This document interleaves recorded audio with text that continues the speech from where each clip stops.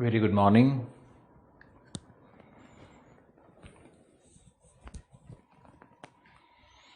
Sound check करो।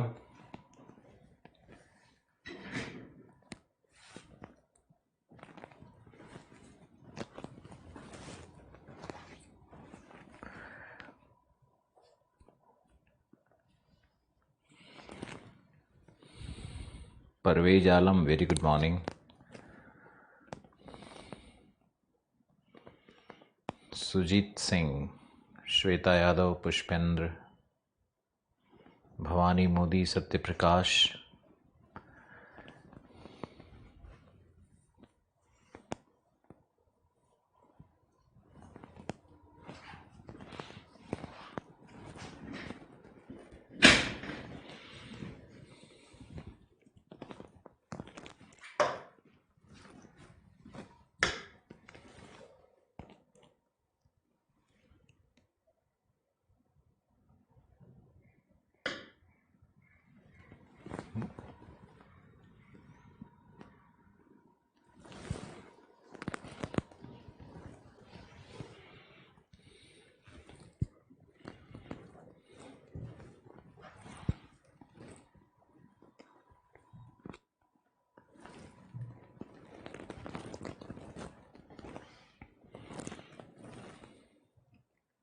Sound check please.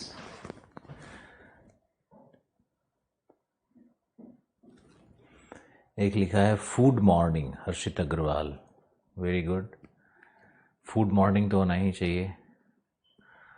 Atul Sharma, अलिशना Khan, Lavkesh Prajapat, बहुत सारा नाम तो नीचे चला जाता है इमिडिएटली, कोई बात नहीं है। देखो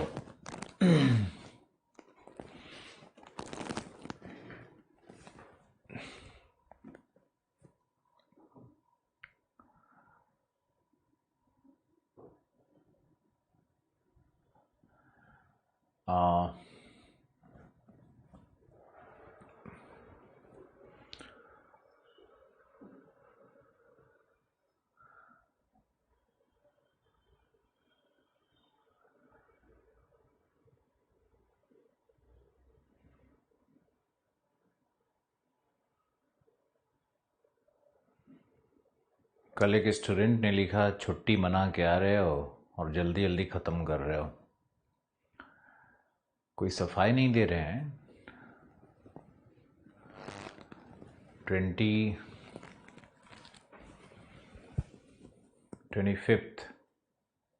का क्लास नहीं हुआ, पूरा मशीन लेकर के हम गए थे, क्योंकि उस मशीन से पढ़ाने की कोशिश की थी 25 को।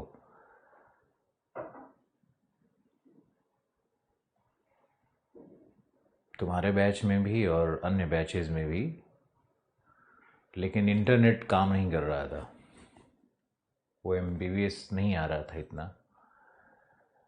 फिर 26 को तो छुट्टी है ही पूरी दुनिया में, भारत में। फिर 27 और 28 तो डिस्टर्ब इंटरनेट। 27 को फ़ोन आया सोनू जी का, सर इंटरनेट। 26 की इवनिंग को ही फ़ोन आया कि सर, तो मेरा 27 को रिटर्न था। मुझे लगा कि 2-3 दिन दिल्ली डिसरप्ट रहेगा।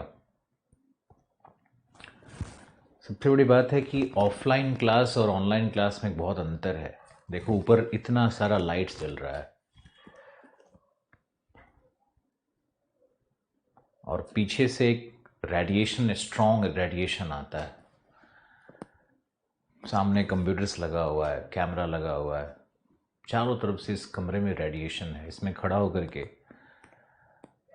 और पढ़ाना बहुत डिफ़िकल्ट टास्क है, कोई आसान नहीं है ये, वो भी English medium batch, Hindi medium batch.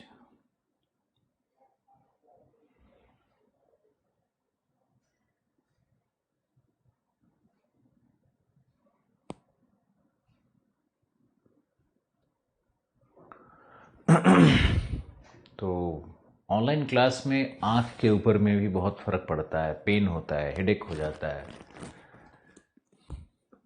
Health के लिए तो बिल्कुल अच्छा नहीं है, कोई भी टीचर हो, कैसा भी हो। इतने रेडिएशन चैम्बर में मान लो तुमको रख दिया जाए, फिर भी चल रहा है सब कुछ, डिफ़िकल्ट टाइम्स है। लेकिन इसमें भी कुछ गंवार लोग इस तरह से लिख देते हैं तो अपना मन करता है कि अब बस एक अखबार में छपवा दें एक पेज में, Alok Ranjan retires beads edu. मुझे कोई ज़रूरत नहीं है इन चीज़ों की। लोग मुझे कहते हैं अहंकारी है, भावावेश में रहता है, क्रोधी है, वॉटेवर, खड़ूस है। और मैंने बहुत मेहनत किया और पता नहीं कितने लाख स्टूडेंट्स इंटरेक्शन, और इंग्लिश और हिंदी मीडियम में दोनों में बराबर का रिस्पेक्ट, बराबर का रिजल्ट। तो व्हेन आई लुक बैक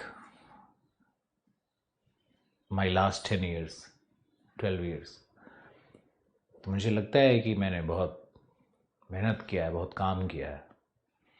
आजकल के जो यूथ हैं, ये जो गंवार तंत्र से निकल कर के आ रहे हैं, इन लोगों में तमीज़ भी नहीं है। इन लोगों की हिम्मत इतनी बढ़ गई है, सोशल मीडिया में लिखते हैं चोर की तरह। लेकिन हम लोग किसी और जनरेशन के हैं। हमारे जनरेशन में टीचर्स बहुत स्मार्ट और बहुत आजकल के ये सब छुट भइये और कूद कूद के ड्रामा करने वाले और बहुत गंभीर लोग हुआ करते थे। शशांक एटम, हेमंत झा, के सिद्धार्था, जो मैथ्यूज, रविंद्रन, श्रीराम, मणिरत्नम रेड्डी। वो एक काल था, एक वाई डी मिश्रा, वो एक काल था। टीचर बाइलिंगुअल हुआ करते थे, हिंदी में भी पढ़ाते थे लेकिन इंग्लिश में मेनली उनका बैच चलता था। हम उस जनरेशन के तो नहीं हैं, लेकिन वो जनरेशन को हटाने वाले में से ज़रूर हैं। उसी जनरेशन को मैंने बीट किया। और मेरे पहले यहाँ पर इंग्लिश में 5 टीचर, के सिद्धार्था, शशांक एटम, पता नहीं कितने लोग थे, बड़े बड़े नाम, सोफिस्टिकेटेड ऑथर्स। हिंदी में भी बहुत सारे लोग थे, सरोज कुमार, परिमल, महेश वर्णवाल, और भी बहुत सारे नाम मुझे ध्यान नहीं आ रहा है। के सिद्धार्था का भी हिंदी बैच चलता था, बहुत बड़ा बैच चलता था। कुछ मैंने किया होगा, मेहनत, कुछ ईमानदारी बरती होगी स्टूडेंट के साथ, कुछ न्याय किया होगा। मेरे बैच में इस तरह के जो गंवार आते हो ना, उनके लिए मैंने डिसाइड किया है कि अब अपना सर्विस टैक्स कटवाओ, वो तो कटेगा ही, क्लास का हिसाब ले लो और बाहर चले जाओ। मैं बहुत स्ट्रिक्ट एक्शन लूँगा। मुझे बदतमीज़ लोग वैसे ही पसंद नहीं है और मेरे पास कोई टॉलरेंस नहीं है। मुझे गंवार तंत्र से नफ़रत है। बहुत लोगों को बहुत प्यार करते हैं। एक कॉल पे हम कहीं भी किसी के गांव जाते हैं, रहते हैं, कोई ऑफिस में बुला ले, आज भी लोगों ने मुझे ऑफिस में बुला लिया तो हम 5 बजे भागते भागते चले जाएंगे, लोग मिलने आ रहे हैं हमसे। कि स्टूडेंट के साथ मेरा लाइफ कटा है पूरी ज़िंदगी, और क्या है मेरी लाइफ में, स्टूडेंट्स ही तो हैं।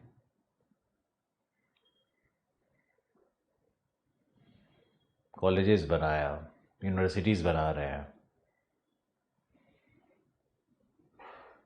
गवर्नमेंट को टैक्स दिया। मेरे पास क्या है? बहुत मन करता है हम भी जाएं विदेश घूमने और 7 स्टार होटल में खर्चा करें। रास्ता चुना कि एम्प्लॉयमेंट जनरेट कर दें, संस्था बनेगी तो एम्प्लॉयमेंट जनरेट होगा। खैर, तुम लोग ये सब क्या समझोगे? जिस गंवार तंत्र से आए हो ना, वहीं ठेकेदारी करो, मन संभालो, सभाध्यक्ष बनो, पंचायत समिति के इलेक्शन लड़ो, गाली गलौज करो, झंडा उठाओ, तलवा चाटो और घूमो।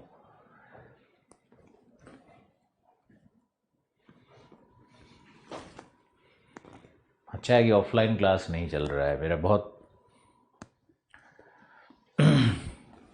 मेरे पास एक चश्मा है, एक गॉगल्स है, ये मुझे रेडिएशन से बताएगा। तुम्हारे स्टाइल नहीं मार रहे हैं, रेडिएशन से बचने के लिए चश्मा मंगवाया है। आँखों को बचाना है मुझे, इस रेडिएशन बॉक्स से दम घुटता है यहाँ पे।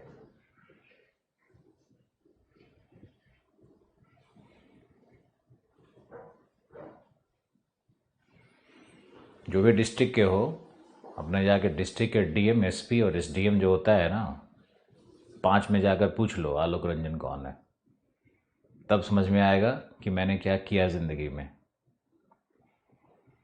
आज भी हमारी फाइल कहीं भी जाती है तो वहाँ का आईएएस ऑफिसर हाथ जोड़ के खड़ा हो जाता है, ये मैंने कमाया है, ये मेरी असली कमाई है।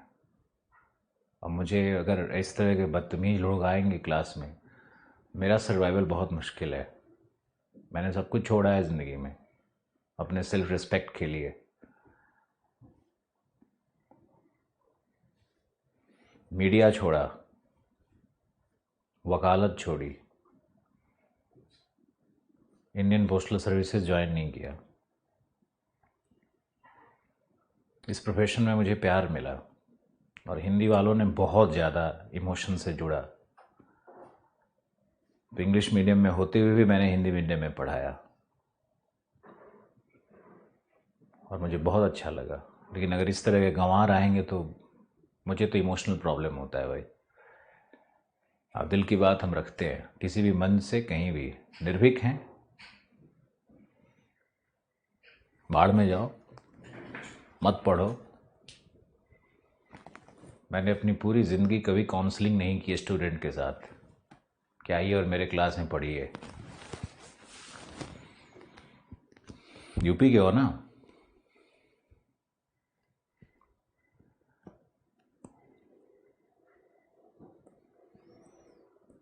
इस बार के रिजल्ट में जाकर के देख लो, एकेडमी में टॉप 10 में 3 निकलेगा।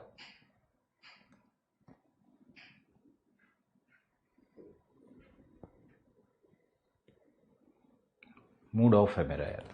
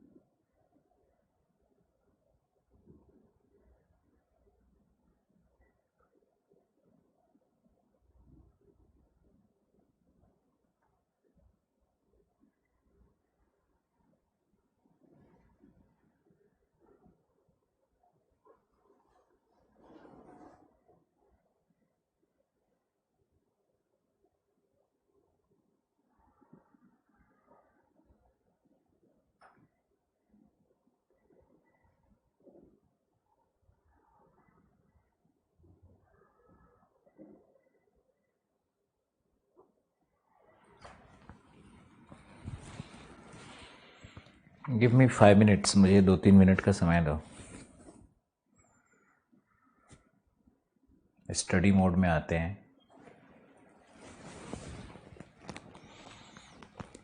कई बार बैठ के सोचने लगते हैं मैं क्या कर रहा हूँ ज़िंदगी में।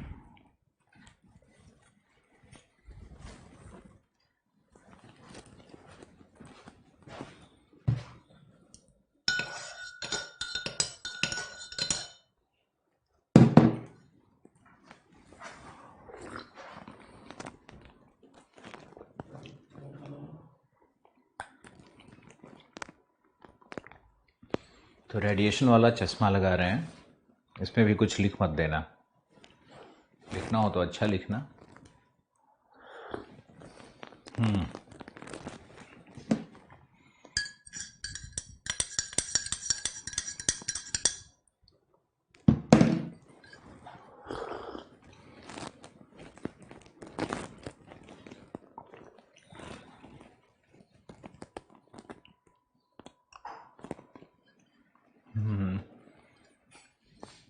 क्लाइमेटोलॉजी में किस बिंदु पर थे मुझे बताओ।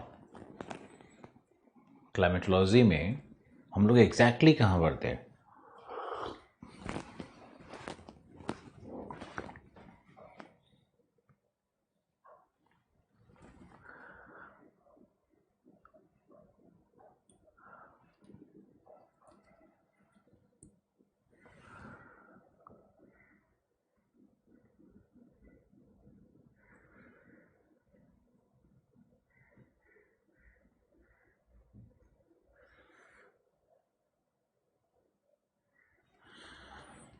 Thank you Abhishek. Collisions theory हुआ था प्रिसिपिटेशन वाला। Okay, thank you Shivam Sharma. Abhishek Yadav लिखा कि बहुत अच्छा लिखा। थैंक यू अभिषेक, तुम्हारे कमेंट से मुझे एनर्जी आ गया। अब मैं पढ़ाता हूँ।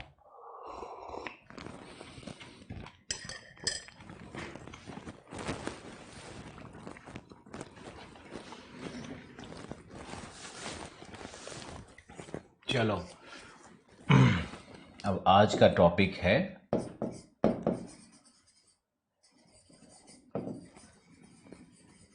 Atmospheric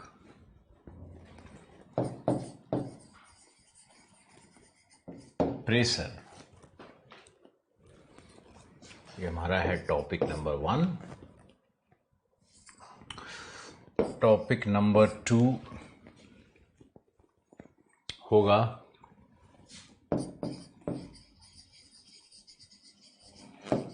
pressure belts of the globe.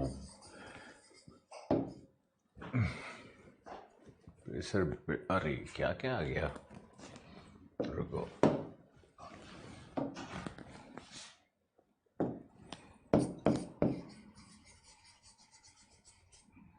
Pressure belts, pressure belts. ये 2 टॉपिक आज करेंगे। इसका है वायुमंडलीय दाब, दूसरा है दाब पेटियां या वैश्विक दाब पेटियां।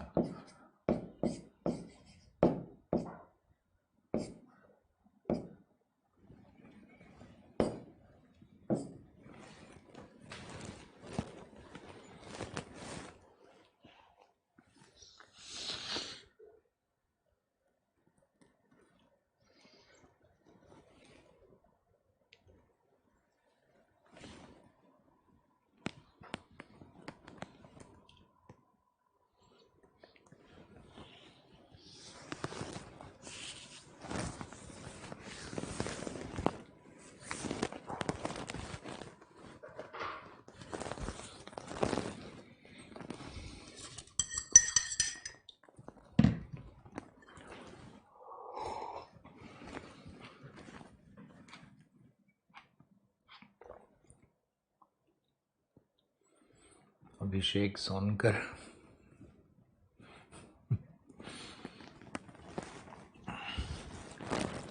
ये पवन कल्याण कौन है? कॉम्प्लीमेंट दिया पवन कल्याण। टॉपिक पे आते हैं। लिखो, वायुमंडलीय दाब क्या है? पहले समझते हैं। फिजिक्स में दाब का अर्थ होता है force applied by gases on A given surface. बल है, दाब बल है, फोर्स अप्लाइड बाय गैसेस। एक तो ये कॉन्सेप्ट होता है दाब का। दूसरा होता है कि the force generated by the collision of the gaseous molecules, जो गैस के अणु हैं उनके संघट्ट से, उनके टकराव से जो बल उत्पन्न होता है। जैसे मान लो कि एक डब्बा है, डब्बा बंद है। अब उस बंद डब्बे को हमने गर्म किया तो उसमें गैस के जो मॉलिक्यूल्स हैं वो आपस में कॉलिजन करते हैं, संघट्ट करते हैं, टकराते हैं। तो मॉलिक्यूल्स फोर्स उत्पन्न करते हैं डब्बे के सतह पे और डब्बा ब्लास्ट कर जाता है।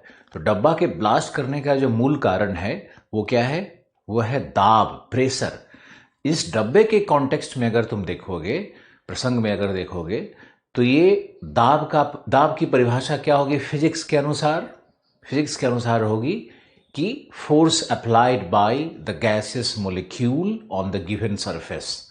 और हम लोग डब्बे को गर्म करते हैं तो गैसियस मॉलिक्यूल्स में, गैस के जो अणु हैं उनमें विचलन उत्पन्न होता है, तो वो फोर्स क्रिएट करते हैं, यानी फोर्स को दाब माना गया है।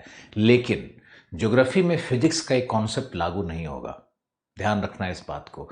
और बहुत सारे लोग फिजिक्स के जो होते हैं वो ज्योग्राफी पढ़ाने के क्रम में इन्हीं सारी परिभाषाओं का प्रयोग करने लगते हैं और खुद से वो क्रिएट करने लगते हैं। मैंने देखा है ऐसे नोट्स में कुछ इंग्लिश मीडियम के टीचर्स को करते हुए देखा। ये गलत है। ज्योग्राफी में या वायुमंडल में या क्लाइमेटोलॉजी में एटमॉस्फेरिक प्रेशर का अर्थ है wait of the gases, mass of the gases at the given sea level, at a given point of time, at a given place। मतलब इसका अर्थ ये हुआ कि जो हमारे ऊपर में, जो समुद्र तल से हम लोग, समुद्र तल पे हम लोग मेजरमेंट करते हैं वायुमंडलीय ताप का। वायुमंडलीय ताप, जैसे हम लोग सूर्यातप की मात्रा को हमने देखा था, तो सूर्यातप की मात्रा को हम लोग वायुमंडल के ऊपरी सतह पर मेजर करते हैं। सोलर कांस्टेंट को कहाँ मेजर करते हैं? वायुमंडल के ऊपरी सतह पर करते हैं, न कि समुद्र तल पर। लेकिन वायुमंडलीय दाब को हम लोग कहाँ करते हैं? समुद्र के सतह पर मेजर करते हैं। तो समुद्र के सतह पर अगर कोई दिया गया स्थान है, दिया गया समय है, तो वहां पर वायुमंडलीय दाब क्या है?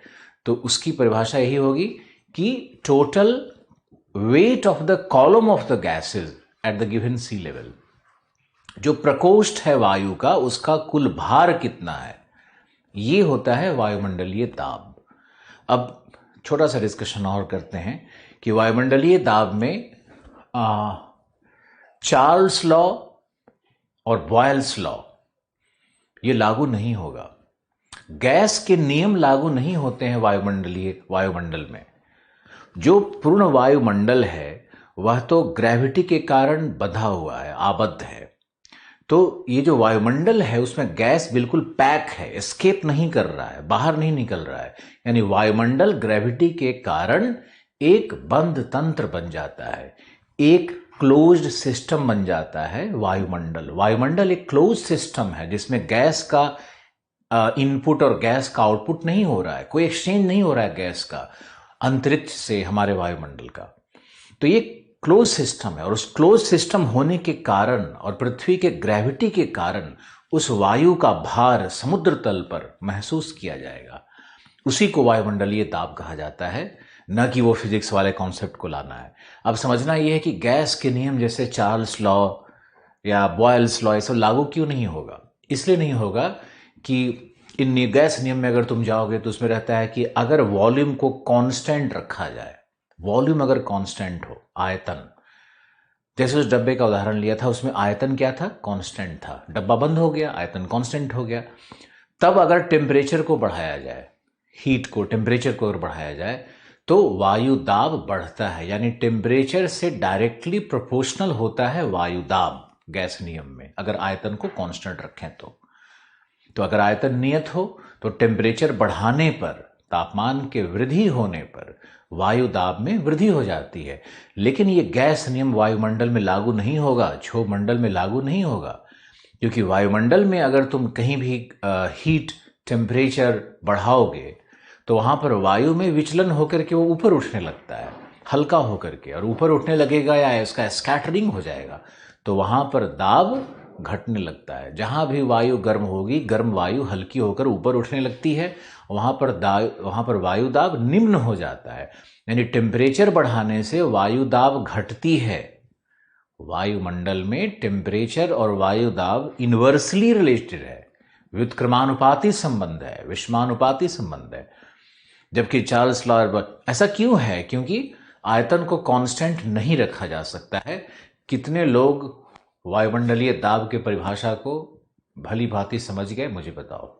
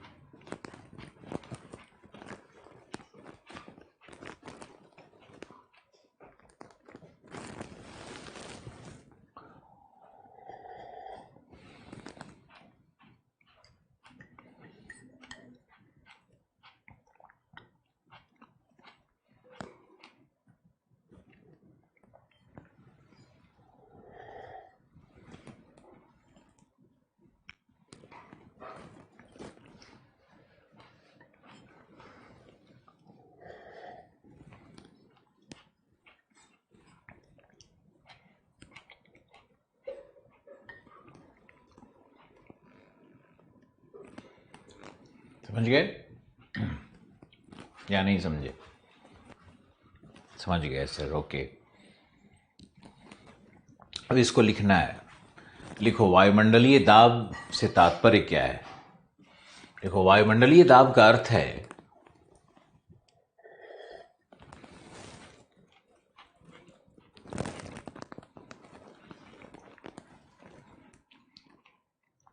वायुमंडलीय दाब का अर्थ है टोटल वेट, सॉरी हिंदी में, गैसीय अणुओं का प्रकोष्ठीय भार जो समुद्र तल पर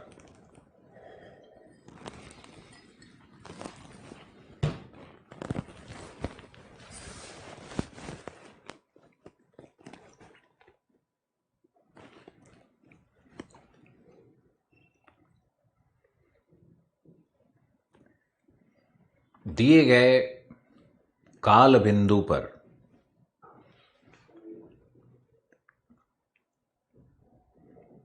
एवं नियत क्षेत्रफल में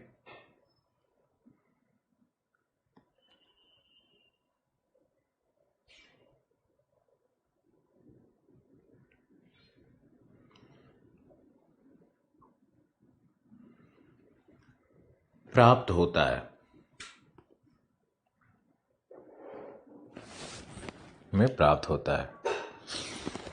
लिखो, इस प्रकार वायुमंडलीय दाब, वायु दाब नहीं है, वायुमंडलीय दाब है। इस प्रकार वायुमंडलीय दाब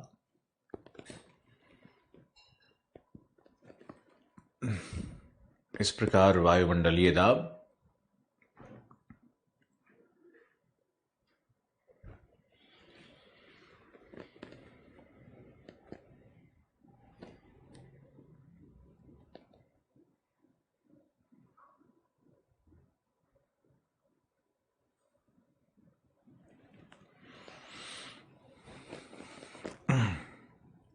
गुरुत्वाकर्षण का प्रतिफल होता है।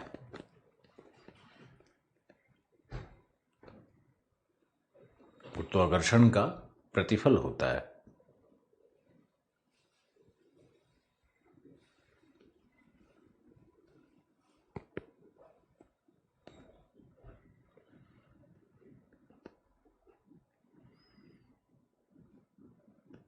नेक्स्ट पॉइंट, वायुमंडलीय दाब में गैस नियम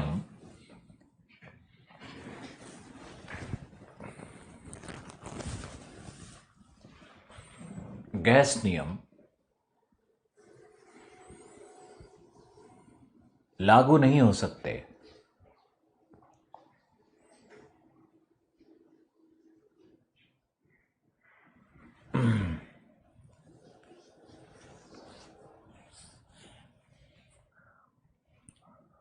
गैस नियम लागू नहीं हो सकते, क्योंकि आयतन को नियत नहीं रखा जा सकता।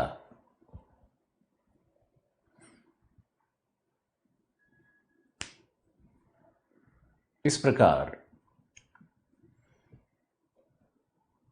वायुमंडलीय दाब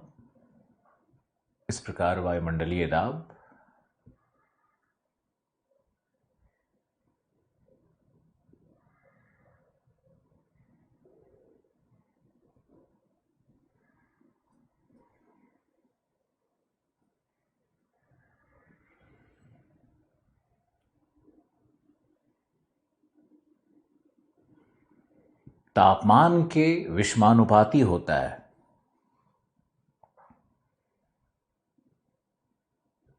क्योंकि क्षोभ मंडल एक ओपन सिस्टम है,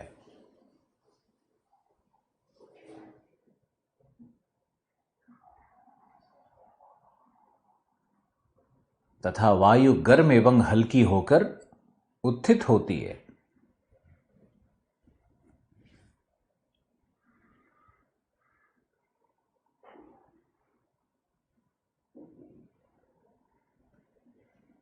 देखो, वायुमंडलीय दाब, नेक्स्ट पॉइंट, वायुमंडलीय दाब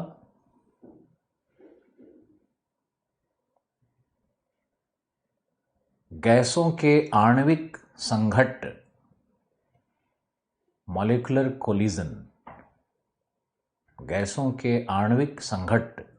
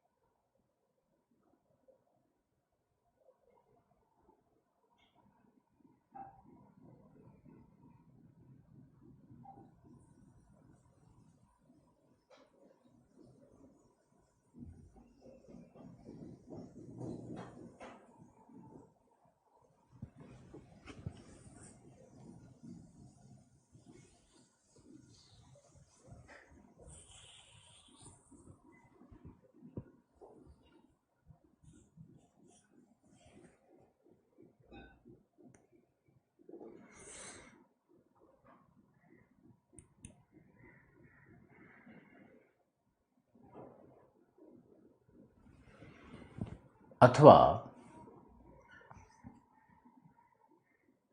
वायु के द्वारा दिए गए सतह पर उत्पन्न बल, वायु के द्वारा दिए गए सतह पर उत्पन्न बल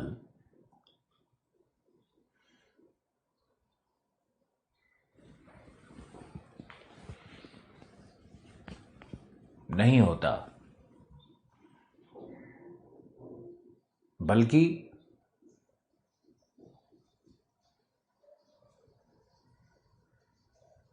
गैसों का कुल भार है।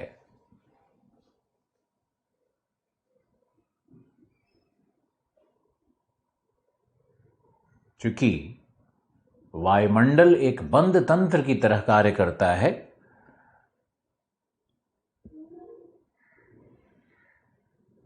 तथा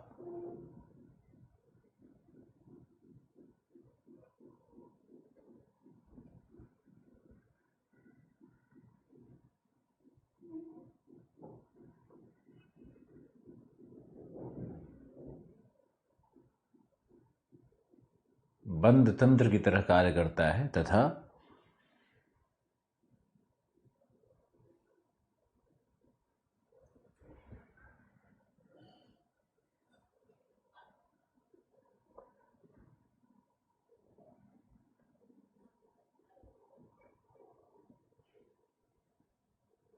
गुरुत्वाकर्षण से आबद्ध है, गुरुत्वाकर्षण से आबद्ध है। ये पैराग्राफ तो कोई भी तुम्हारा नोट्स पढ़ेगा उसके क्लैरिटी के लिए बहुत ज़रूरी है, एग्जामिनेशन पॉइंट ऑफ व्यू से थोड़ा कम ही, लेकिन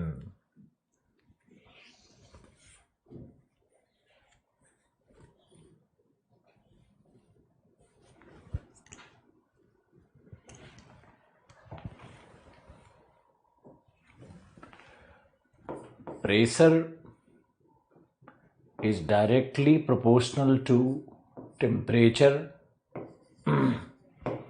if volume is constant.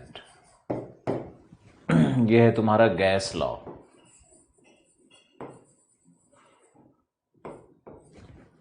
लेकिन वायुमंडल में यह प्रेशर, यहां पी आई मतलब वायुमंडलीय दाब, यह है सिर्फ दाब, यह है वायुमंडलीय दाब, is indirectly proportional to temperature.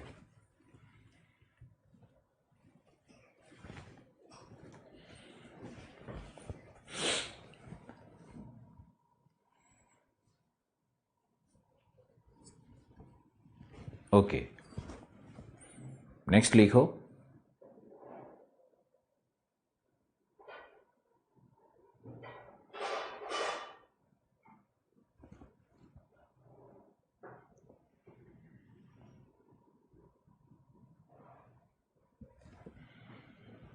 लिखो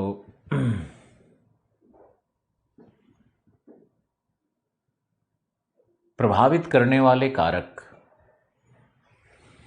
प्रभावित करने वाले कारक वायुमंडलीय दाब को कौन कौन से कारक हैं जो प्रभावित करते हैं? तो पहला होगा तापीय कारक,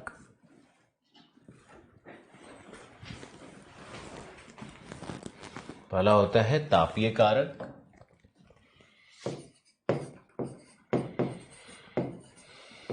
जिसमें बहुत फास्ट लिखो, जिसमें है सूर्यातप की मात्रा, सूर्यातप की मात्रा, एंगल ऑफ इंसिडेंस पढ़ाया था आप लोगों को. एंगल ऑफ इंसिडेंस क्या है? वही सब जो इंसोलेशन को प्रभावित करने वाले जितने भी कारक थे वो सब यहाँ थर्मल कारक यहाँ भी आएंगे. तिर्यकता, सूर्य के किरणों की तिर्यकता, ये सब यहीं पे आएगा. फिर डिस्ट्रीब्यूशन ऑफ लैंड एंड सी, क्लाउडिनेस, सब आएगा यहाँ पे. थल जल का वितरण, लिखते जाओ, थल जल का वितरण, मेघाच्छादन, ये सब तापीय कारण है. बी है डायनामिक, गतिकीय कारक. गतिकीय कारक में क्या होगा? पृथ्वी का घूर्णन, पहला कारक होगा इसमें पृथ्वी का घूर्णन, अर्थ रोटेशन. और अर्थ रोटेशन से दो शक्तियां उत्पन्न होती है, सेंट्रीपिटल और सेंट्रीफ्यूगल. अपकेंद्रीय अभिकेंद्रीय घूर्णन से ही उत्पन्न होती है.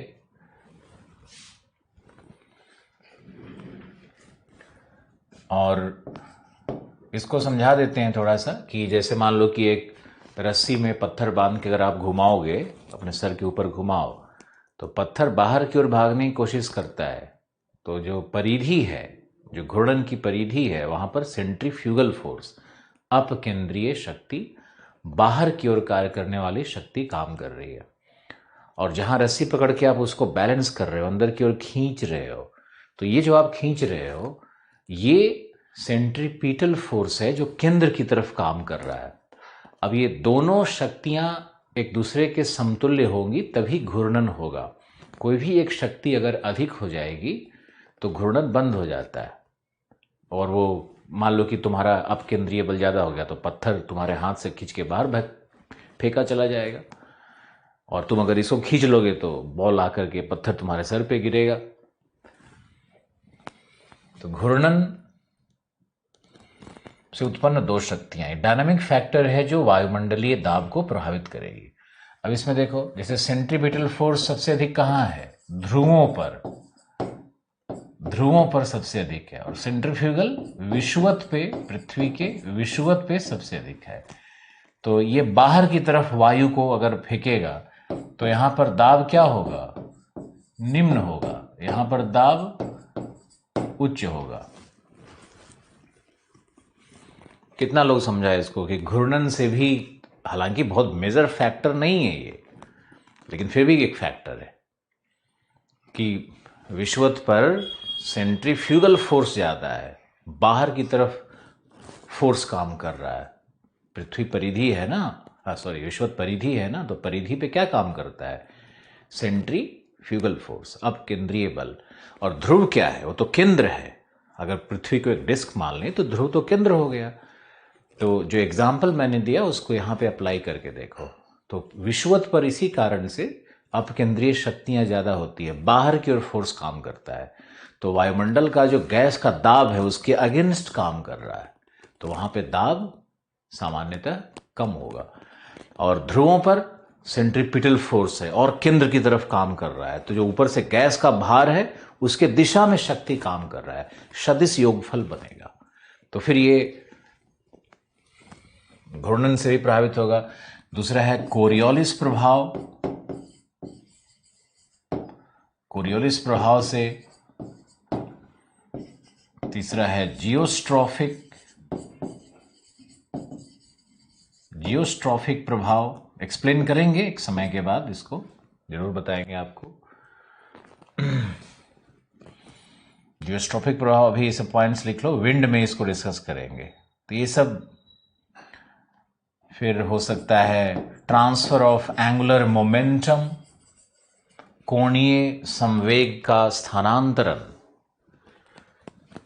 जियोस्ट्रॉफिक का है भूविक्षेपी, हिंदी है भूविक्षेपी प्रभाव। और चौथा है ट्रांसफर ऑफ एंगुलर मोमेंटम।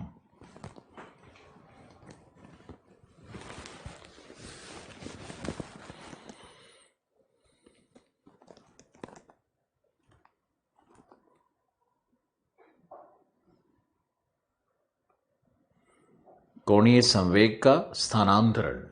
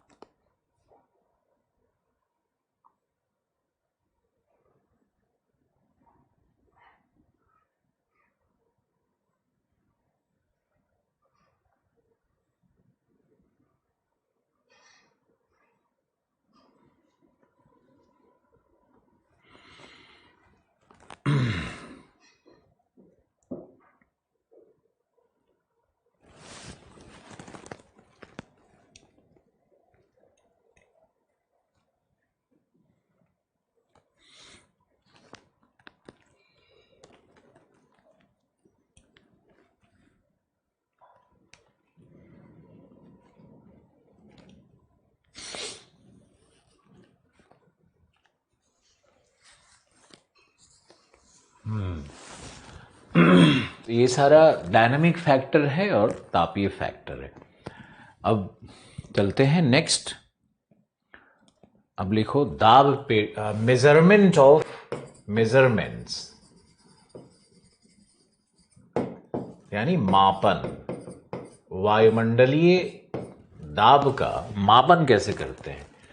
तो 1013 MB, मिली बार। MB क्या है? मिली बार। ये एक तरह का मापन होता है। दूसरा होता है 76 centimetres rise in mercury. 76 barometer का नाम सुने हो? बैरोमीटर। तो बैरोमीटर में जो पारा है वो पारा 76 सेंटीमीटर तक ऊपर उठता है जब सामान्य वायुमंडलीय दाब होगा, यानी औसत वायुमंडलीय दाब इसको कहते हैं। एवरेज एटमॉस्फेरिक प्रेशर यही है, PI जो हमारा है वो यही होता है। एटमॉस्फेरिक प्रेशर 76 सेंटीमीटर, या इसको किलोग्राम में अगर मापोगे तो 1.003 किलोग्राम ये भी आता है, या 1 atmosphere is equal to 14.7 pound,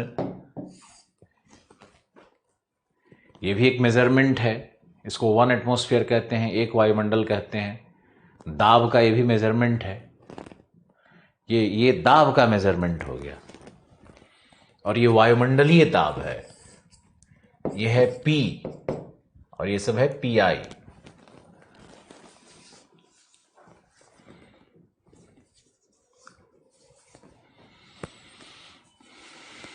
ये है हमारा मेजरमेंट्स।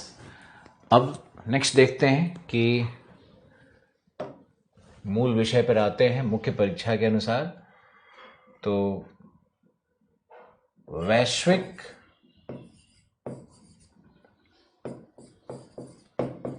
दाब पेटियां, वैश्विक दाब पेटियां और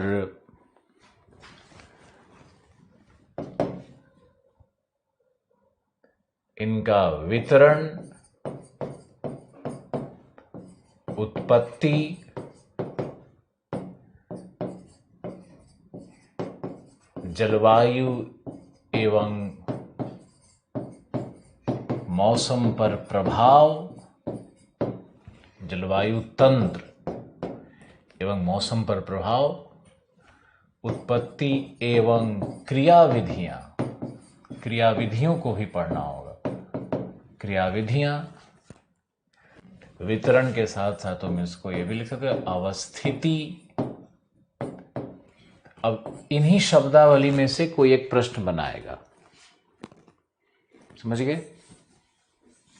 इसमें से ही एक प्रश्न बनने वाला है। अब आप लिखिए वैश्विक दाब पेटियां में लिखो 1951 में पामेन ने 2 मॉडल प्रस्तुत किए। ए, अघूर्णित पृथ्वी, अघूर्णित पृथ्वी पर दाब तंत्र एवं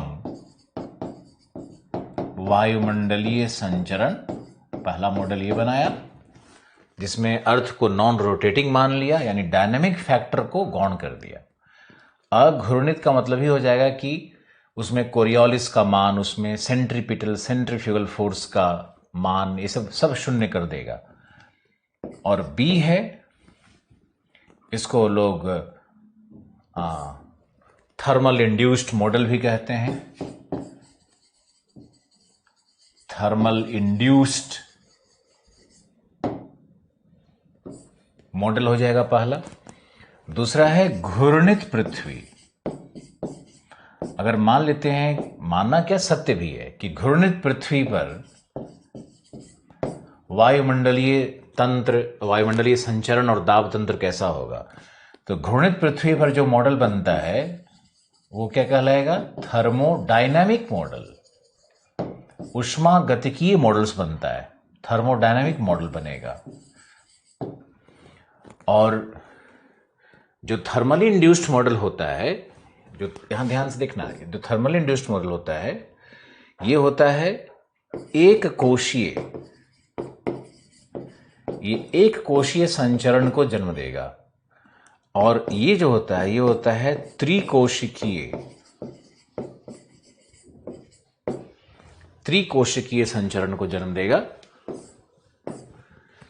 यानी घूर्णित पृथ्वी पर तुम्हारा जो मॉडल होगा वो ट्राइसेलुलर मॉडल बनता है। और अघूर्णित पृथ्वी पे जो बनेगा वो यूनिसेलुलर मॉडल बनता है। अब इसी को एक्सप्लेन करते हैं। तो पामेन के दो मॉडल्स पे विचार किया जाएगा। पहला मॉडल है अघूर्णित पृथ्वी पर दाबतंत्र और वायु संचरण कैसा होगा। दूसरा है घूर्णित पृथ्वी पर त्रिकोशिकीय मॉडल कैसे बनता है। अंतर समझ में आया होगा कि घूर्णित पृथ्वी का मतलब क्या है, जिसमें थर्मल फैक्टर, डायनामिक फैक्टर, तापीय, गतिकीय दोनों कारणों को सम्मिलित किया जाएगा। तापीय कारण क्या है, सूर्यातप और उससे संबंधित जो कुछ भी आपने पढ़ा। और गतिकीय कारण में क्या है, पृथ्वी के घूर्णन से उत्पन्न ट्रांसफर ऑफ एंगुलर मोमेंटम मैंने लिखवाया था, कोणीय संवेग। तो मान लो पृथ्वी घूम रही है, तो घूम रही है तो उसका सबसे फास्टेस्ट रोटेशन कहाँ हो रहा है, विषुवत पर, है ना। इसको भी समझने की कोशिश करो। मान लो कुम्हार का एक चाक है और कुम्हार उस चाक को घुमाता है, कोई जरूरत नहीं है फिजिक्स पढ़ने की, आप हमसे पढ़ रहे हो, एकदम सिंपल कर देंगे। सेंट्रीपिटल सेंट्रीफ्यूगल समझ में आ गया होगा। अब देखो कि कुम्हार का एक चाक है, कुम्हार उस चाक को घुमा रहा है। मान लो वो चाक घूम रहा हो चारों तरफ से, तो केंद्र में धीरे धीरे घूमेगा और परिधि में ज्यादा तेजी से घूमेगा, है ना। रोटेटिंग सिस्टम एक है। अब परिधि के पास क्यों, क्योंकि उसमें जो पॉइंट है उसको डिस्टेंस ज्यादा ट्रैवल करना है ना, डिस्टेंस ज्यादा ट्रैवल करना है। और टाइम फैक्टर क्या है, वही है, नियत है। टाइम को कांस्टेंट कर दिया गया। अगर टाइम कांस्टेंट हो गया और डिस्टेंस ज्यादा हो गया तो उसका वेलोसिटी क्या हो जाएगा, अपने आप ज्यादा बन जाएगा। तो ये चाक वाला उदाहरण आप देख सकते हो, या फिर पहिया घूमते हुए आप साइकिल का पहिया देखोगे तो ये बाहर वाला भाग ज्यादा तेज। वैसे ही पृथ्वी का जो विषुवतीय क्षेत्र है वहां पर घूर्णन गति सर्वाधिक है और पोल के पॉइंट पे वो न्यूनतम घूर्णन पहुंच जाता है। तो इस कारण से क्या होगा कि जो एंगुलर मोमेंटम है वो मैक्सिमम कहाँ है, वो विषुवत के पास है। और उस एंगुलर मोमेंटम का ट्रांसफर कहाँ हो रहा है, विषुवत से ध्रुवों की ओर होते रहता है, निरंतर ट्रांसफर। और एंगुलर मोमेंटम का ट्रांसफर कैसे होगा, तो उसके लिए कोई फ्लूइड माध्यम, गैसियस माध्यम, तो गैसियस माध्यम में से अगर ट्रांसफर होगा तो गैसों का प्रवाह भी बनाएगा वो ध्रुवों की ओर। तो देखो एंगुलर मोमेंटम से भी गतिकीय संचरण बनता है। कोरियोलिस मैंने पहले ही बताया है, अभी थोड़ा सा बताते हैं कि पृथ्वी के घूर्णन से जो उस पर मान लो कोई फ्लूइड मोशन है, कोई तरल का गति है, तो उसको प्रभावित करता है, वो उसका डिफ्लेक्शन करता है, वो विक्षेपण करता है उसमें। तो कोरियोलिस भी एक फोर्स है। जियोस्ट्रॉफी क्या है वो अभी नहीं बता पाएंगे समय के साथ। तो आप ये पामीन्स मॉडल के दो मॉडल में चलते हैं। अब पहले मॉडल में आओ, पहले इसको लिख लो। अब लिखो मॉडल वन। मॉडल वन पहला मॉडल है यूनिसेलुलर, एक कोशिकीय मॉडल।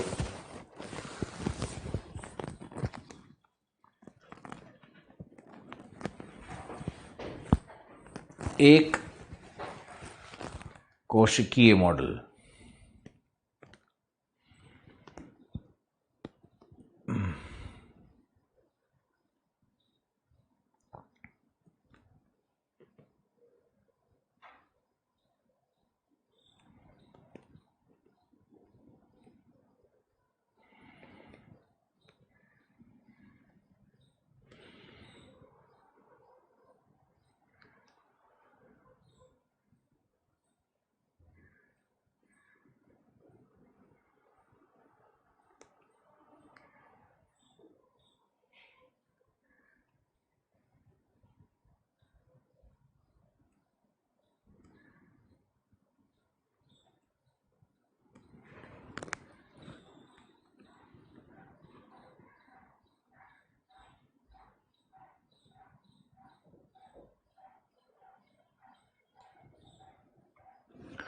लिखो, यदि गतिकीय कारकों को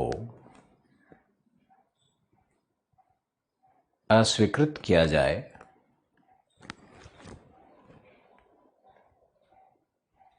तब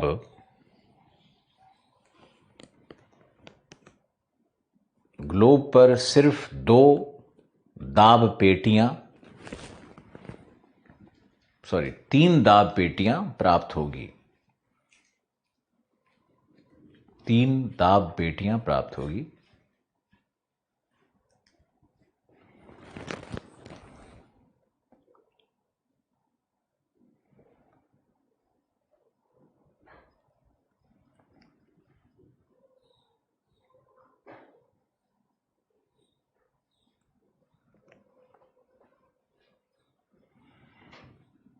पहली दाब पेटी होगी विश्वतीय निम्न दाब पेटी और दूसरा होगा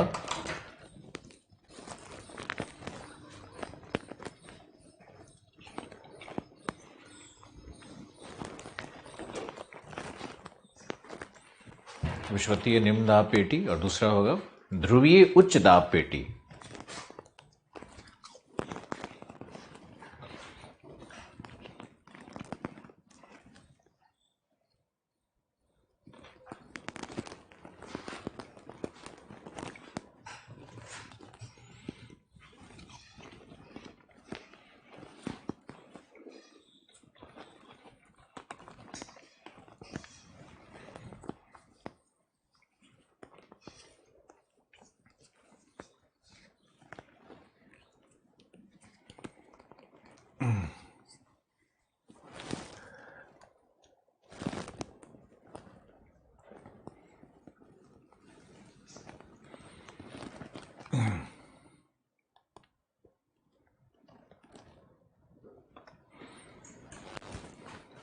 फिर लिखो, जबकि क्षोभ मंडलीय संचरण में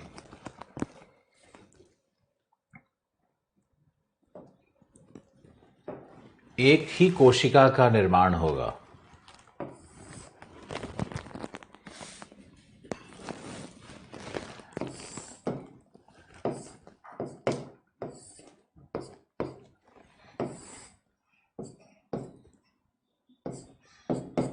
high pressure, polar high pressure, equatorial low pressure,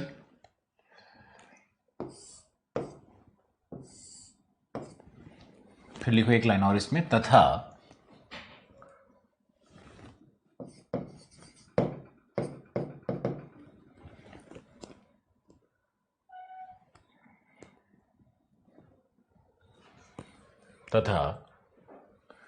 पवन तंत्र भी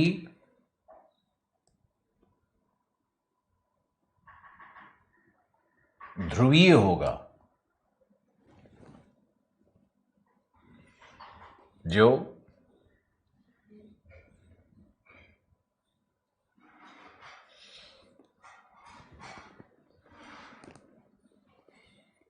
ध्रुवों से विषुवत की ओर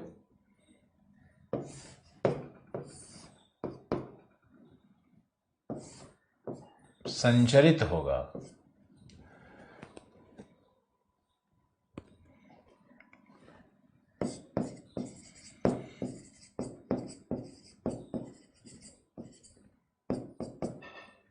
एक कोशिकीय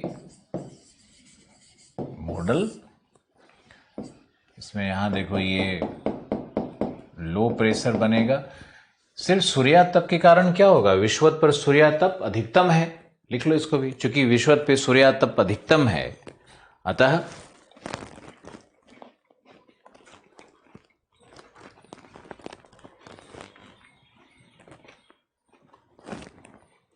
विषुवत पे सूर्यातप अधिकतम है, अतः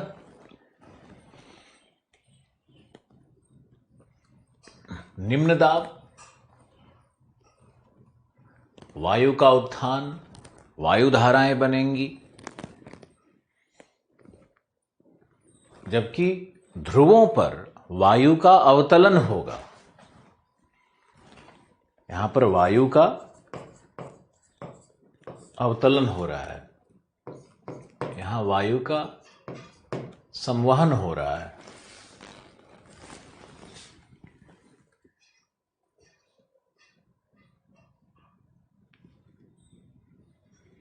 यहां पर QS यानी सूर्यातप होता है, QS 100% है, और यहां पर QS 0 to 40% तक प्राप्त होता है। QS यानी सूर्यातप।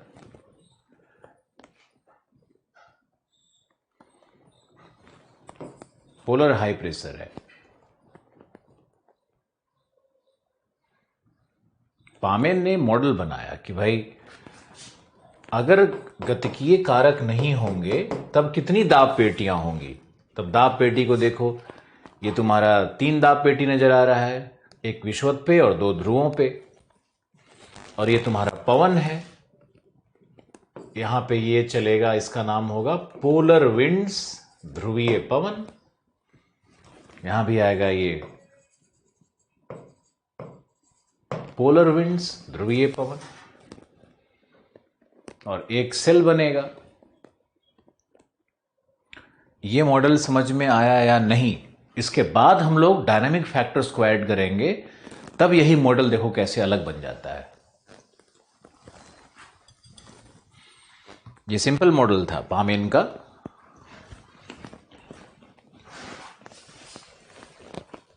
और ये जो सेल बना था, इसका नाम रखा गया था हैडली सेल। ये हैडली सेल यही है, जो कि एक तापीय सेल है। हैडली सेल इसका नाम रखा गया था क्योंकि ये एक तापीय कोशिका है। और ये सब बातें, जो हैडली सेल की बातें हैं, वो 18वीं शताब्दी के पूर्वार्ध में ही है।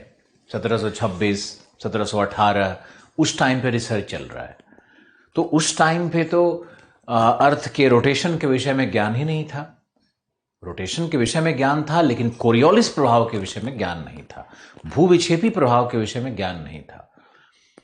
तो हैडली सबसे पहले, हैडली ने ही ये बात की कि इस तरह का सेल बनेगा और इस तरह का संचरण होगा वायु का। जब भारत में मोहम्मद शाह रंगीला घुंघरू बजा रहा था, तब यूरोप में साइंस चल रहा था। न्यूटन 1687 में ही आया हुआ है, केपलर और पता नहीं कौन कौन। और बिग बैंग थ्योरी का तुम देखोगे तो बिग बैंग थ्योरी की जो मूल अवधारणा है, वो अरिस्टोटल के फिलॉसफी में भी दिखता है। अद्भुत है यूरोप का कंट्रीब्यूशन।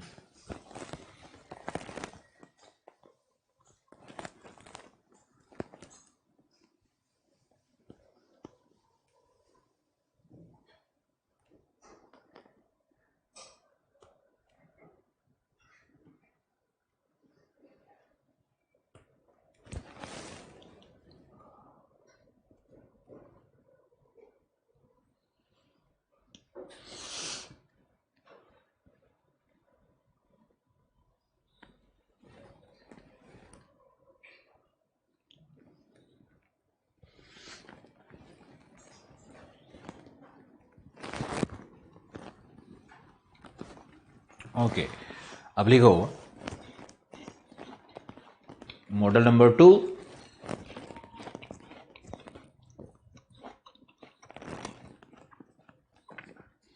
लिखो ऊष्मागतिकीय कारणों के या ऊष्मागतिकीय कारकों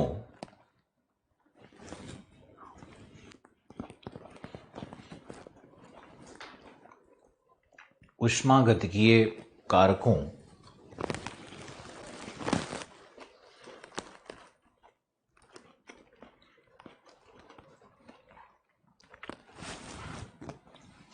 के कारण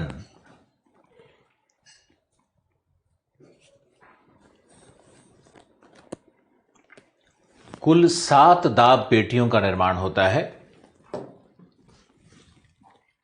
7 दाब पेटियों का निर्माण होता है।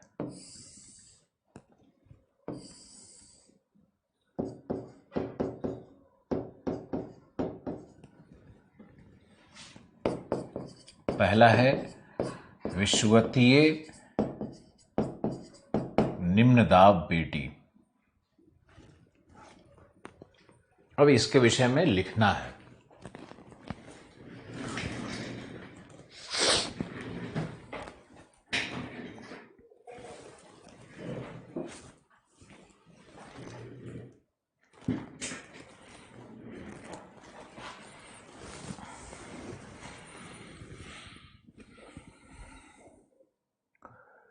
लिखो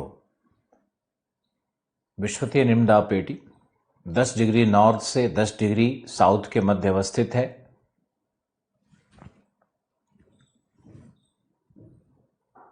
10 डिग्री नॉर्थ से 10 डिग्री साउथ के मध्य अवस्थित है।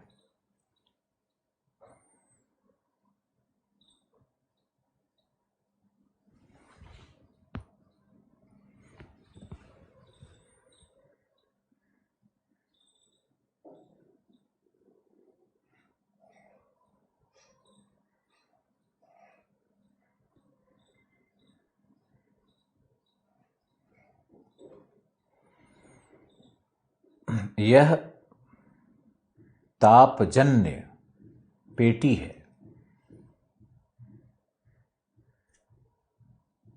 या ताप जनित भी कहते हैं। ताप जनित दाब पेटी है।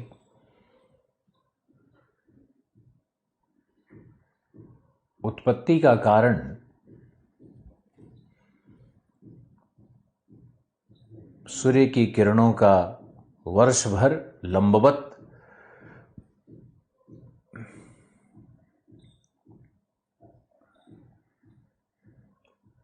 सूर्यातप की मात्रा 100% से अधिक,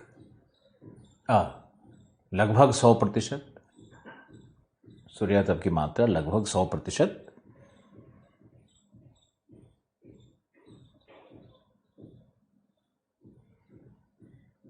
जिससे संवहन, वायु संवहन एवं वायु धाराओं का निर्माण,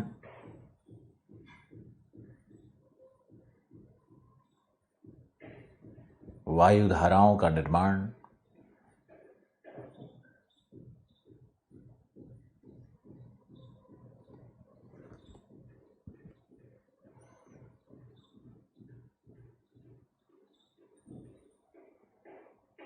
एवं पृथ्वी की घूर्णन से उत्पन्न अपकेंद्रीय शक्तियां भी अधिकतम है।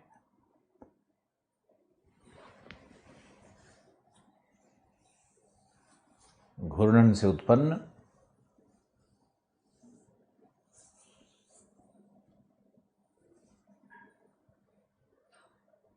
अपकेंद्रीय शक्तियां भी अधिकतम है।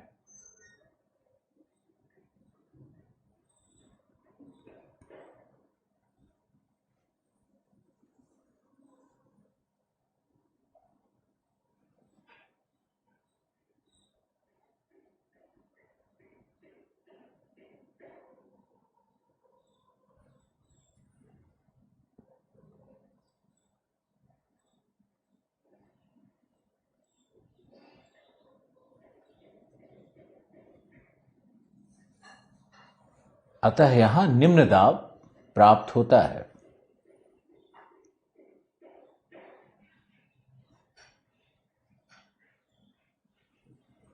जो कि सामान्य से लगभग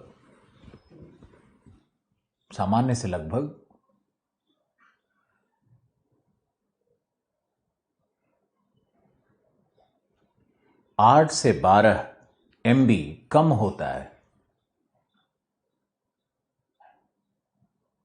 8 से 12 MB तक कम हो जाता है, तथा औसतन 1003 MB से 1008 MB तक प्राप्त होता है।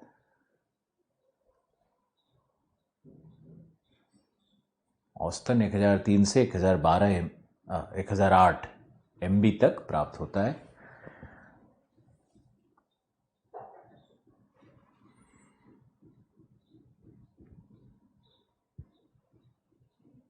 Next paragraph.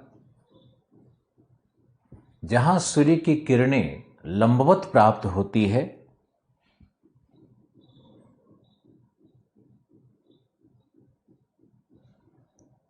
वहां अधिकतम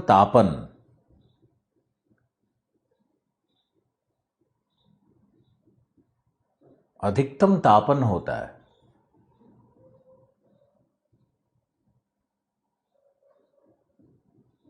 इस काल्पनिक रेखा को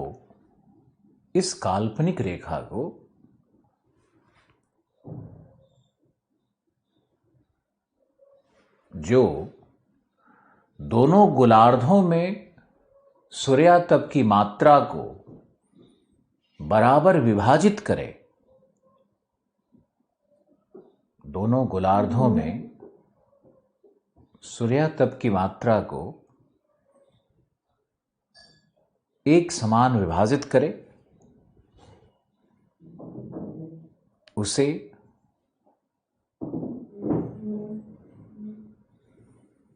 थर्मल इक्वेटर की संज्ञा दी गई है, तापीय विषुव की संज्ञा दी गई है। उसे थर्मल इक्वेटर की संज्ञा दी गई है।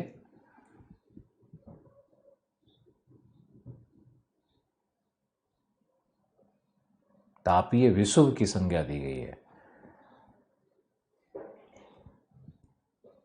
थर्मल इक्वेटर का कॉन्सेप्ट क्या है मैंने लिखवाया, अभी समझाएंगे भी।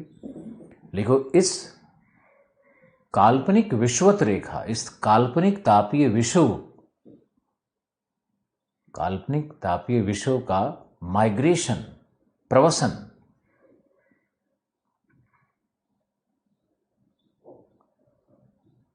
सूर्य के उत्तरायण एवं दक्षिणायन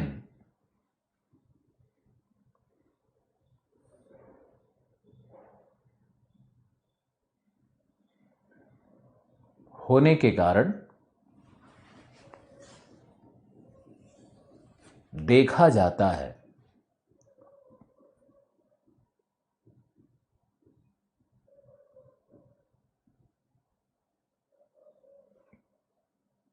एक थर्मल इक्वेटर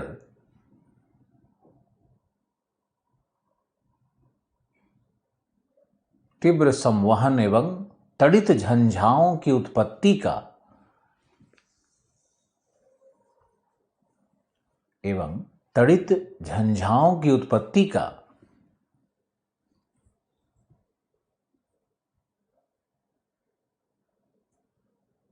केंद्र होता है।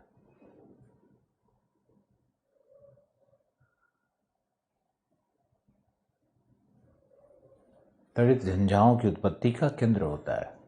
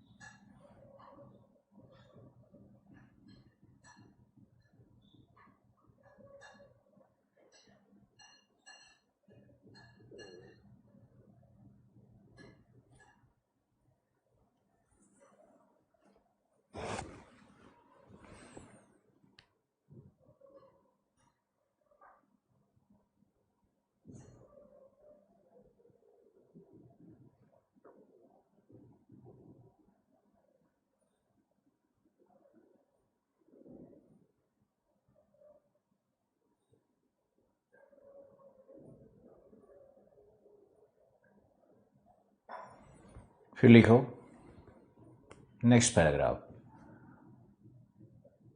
विषुवतीय निम्न दाब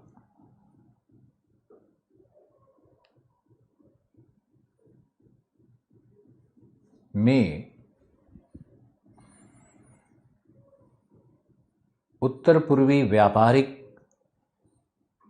पूर्वी एवं दक्षिण पूर्वी व्यापारिक पवनों का अभिसरण क्षेत्र भी होता है।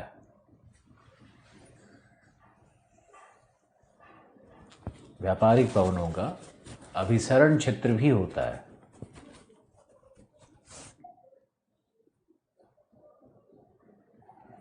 जिसे ITCZ कहते हैं।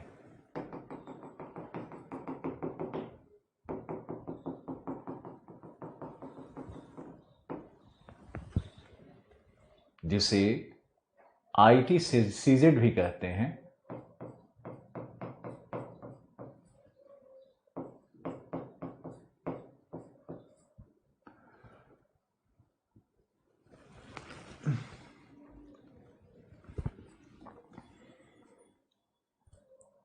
अर्थात इंटर ट्रॉपिकल कन्वर्जेंस जोन, अंतर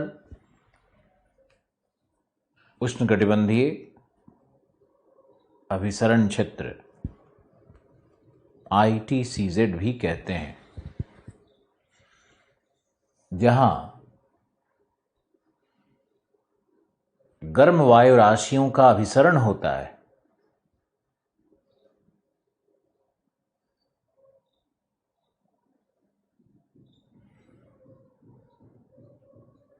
यह एक निम्न दाब युक्त दोलायमान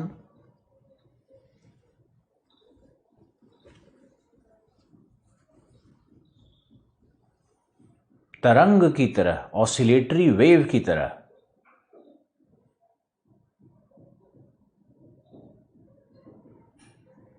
विकसित होता है,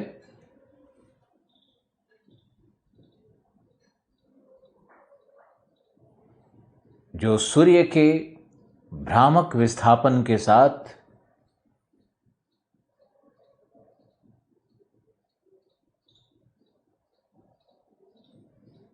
ग्रीष्मकाल में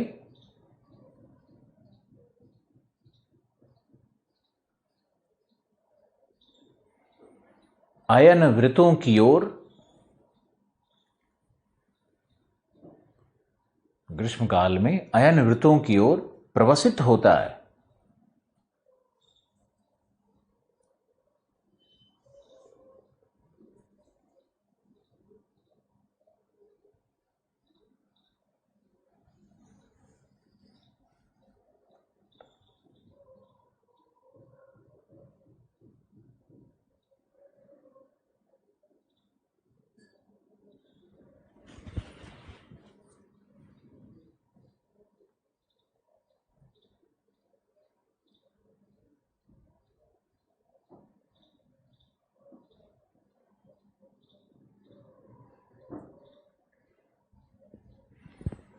अयन वृत्तों की ओर प्रवसित होता है।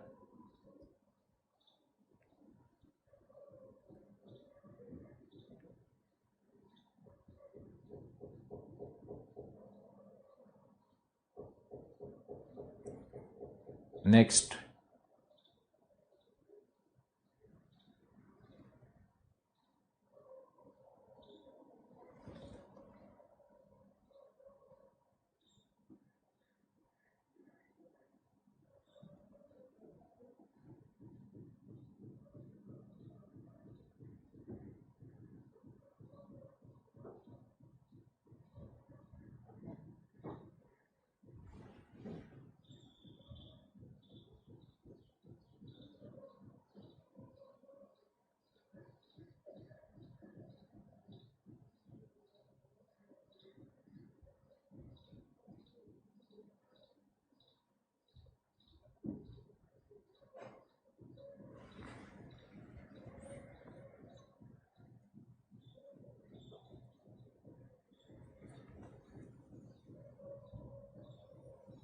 देखो यह भी निम्न दाब तंत्र है, निम्न अवदाब क्षेत्र होता है, ऐसे लिखो, निम्न अवदाब क्षेत्र होता है। अवदाब मतलब ट्रफ, निम्न अवदाब क्षेत्र होता है, जहां उष्णकटिबंधीय चक्रवातों की उत्पत्ति होती है। उष्णकटिबंधीय चक्रवातों की उत्पत्ति होती है तथा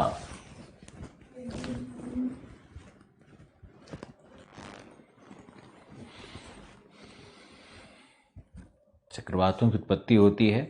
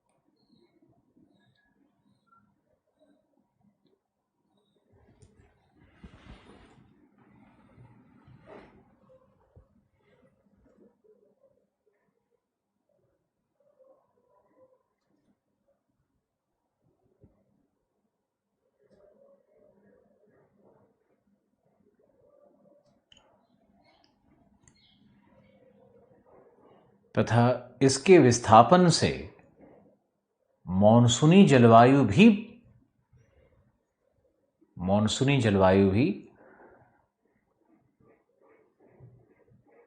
प्रभावित होती है।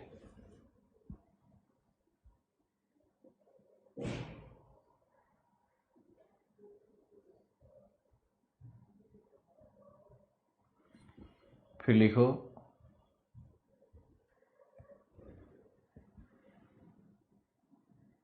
उत्तरी गोलार्ध में इसे NITCZ, दक्षिणी गोलार्ध में इसे SITCZ कहते हैं।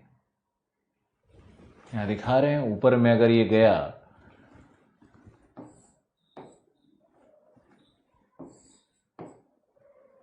यही है तुम्हारा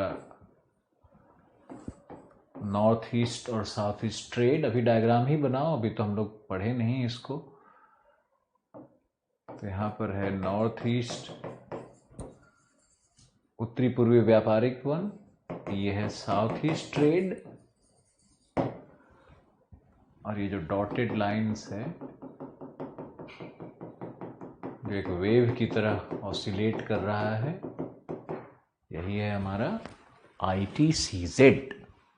वो इक्वेटोरियल लो प्रेशर से अलग सिस्टम है लेकिन वहीं मिलता है।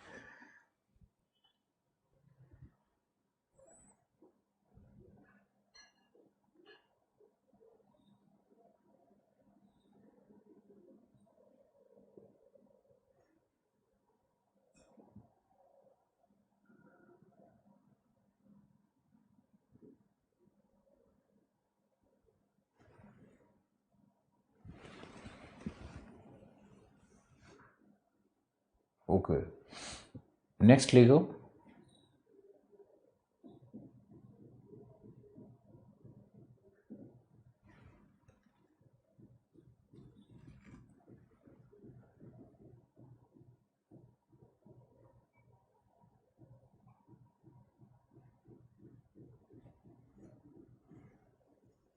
अब लिखो डोलड्रम, इक्वेटोरियल लो प्रेशर में ही है।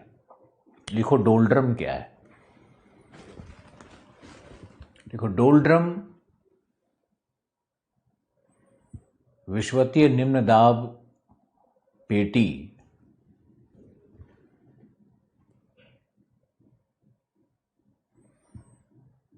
में प्राप्त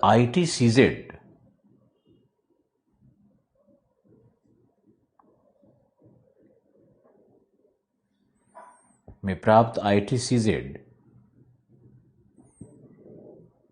के कुछ विलक्षण यूनिक पॉकेट्स होते हैं, केंद्र होते हैं, जहां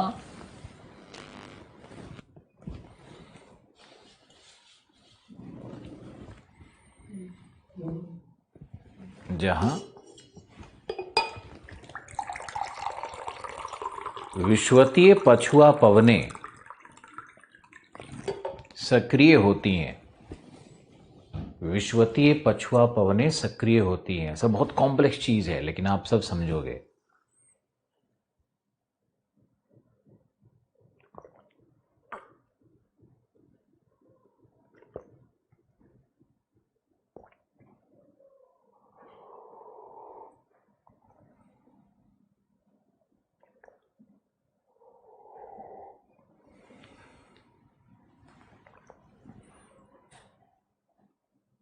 यहां दाब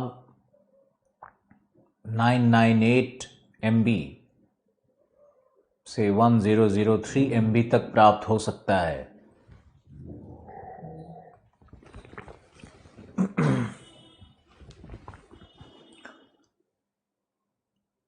तीव्र वायु संवहन, दोपहर की वर्षा,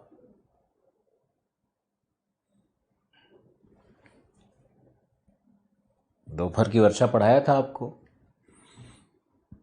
गर्जन चमक के साथ कपासी वर्षक मेघों के द्वारा वर्षा,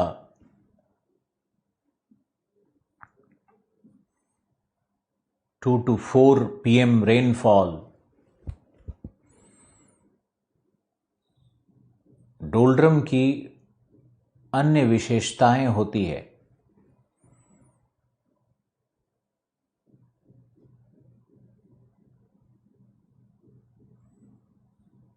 यहां व्यापारिक पवनों का प्रभाव नहीं होता।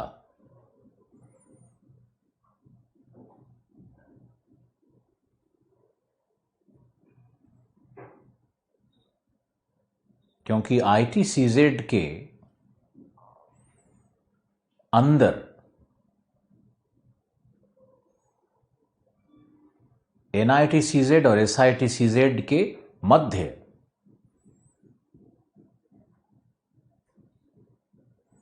इसका विकास होता है।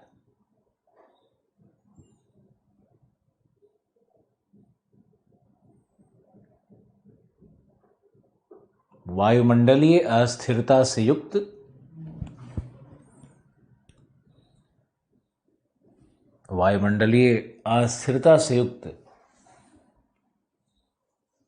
यह प्रदेश उत्तरी गोलार्ध में 15 डिग्री अक्षांश तक ग्रीष्म काल में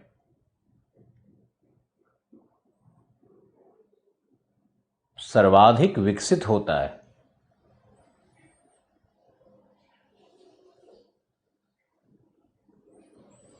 परंतु अस्थायी नहीं होता।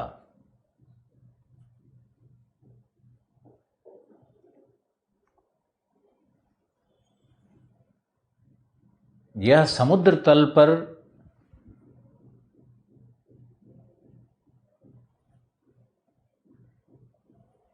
जहां थल एवं जल मिलते हैं अथवा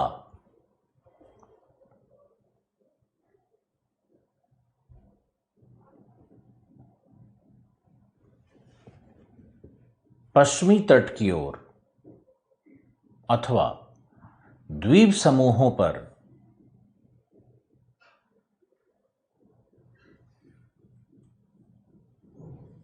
बेहतर विकसित होता है,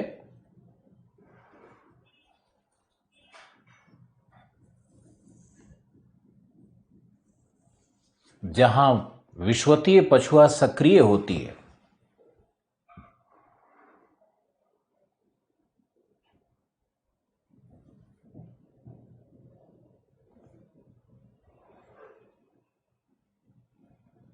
विषुवतीय पछुआ सक्रिय होती है।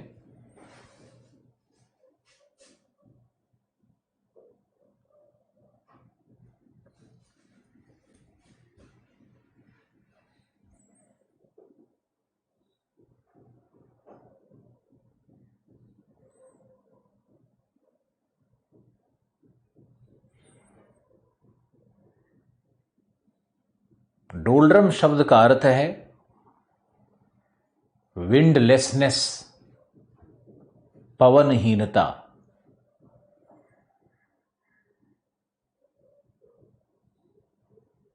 परंतु बाद में अब नया साइंस कहता है कि नहीं, वहां विषुवतीय पछुआ चलता है। पहले लोग सोचते थे कोई पवन नहीं है। जैसे व्यापारिक जहाज अगर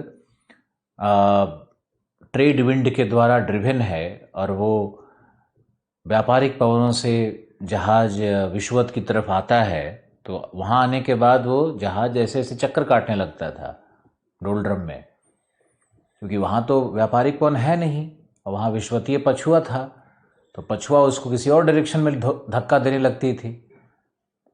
इसे लोग कहते थे डोल्ड्रम में फंस गए, जहाज घूम रहा है, क्योंकि जो वैश्विक पवन है उसके मार्ग से वो बाहर निकल गया जहाज।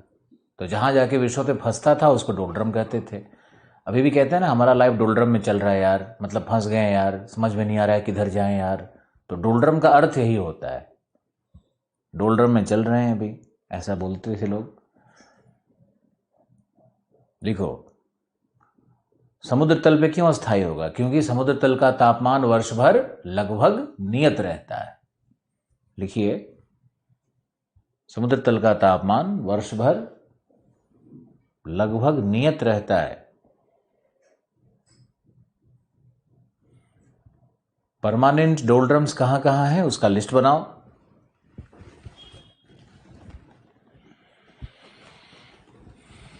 सबसे पहला डोलड्रम है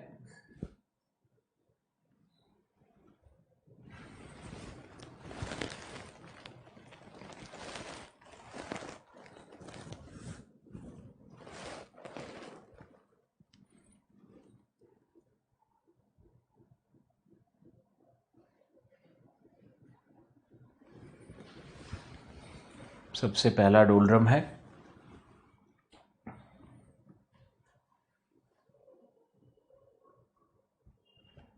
क्या? लिखो इंडोनेशिया के द्वीप समूह, वहां पे बहुत विशाल डोलड्रम बनता है। लैंड और सी का कॉन्ट्रास्ट है ना, तो वहां पे कन्वेक्शन संवहन बहुत तीव्र होता है। इंडोनेशिया का डोलड्रम लिखो, परंतु यहां विश्वतीय पूर्वा प्राप्त होती है। लिखो जरूर, परंतु यहां विश्वतीय पूर्वा प्राप्त होती है। वॉकर सेल का सर्कुलेशन है। बहुत अच्छा रहेगा अगर घबराने और दांत पीसने के बजाय लिखते चलो, क्योंकि जलवायु विज्ञान तो 15-20 दिन में आराम से पढ़ते पढ़ते धीरे धीरे समझ में आता है।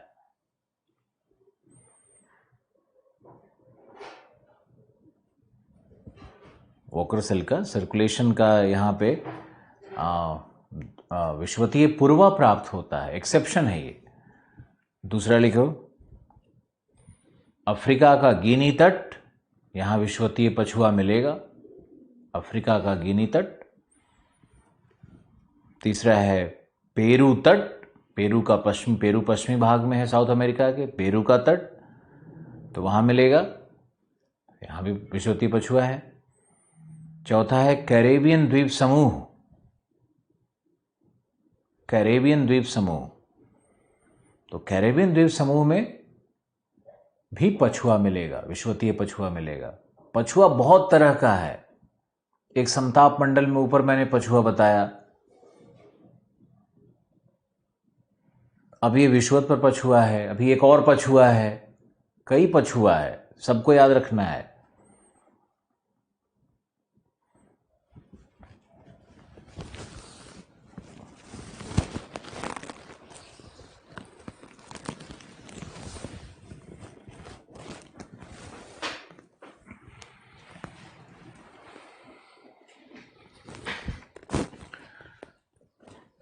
कल मिलते हैं। 10:45 हुआ है, पहले छोड़ रहे हैं, शुरू में भी 25 मिनट तो ऐसे ही निकल गया था। मुझे थोड़ा थोड़ा सर में दर्द है, लेकिन पूरी ऊर्जा के साथ और पूरी शक्ति के साथ कल मिलते हैं। चिंता नहीं करना, सिलेबस में एक शब्द नहीं छोड़ेंगे।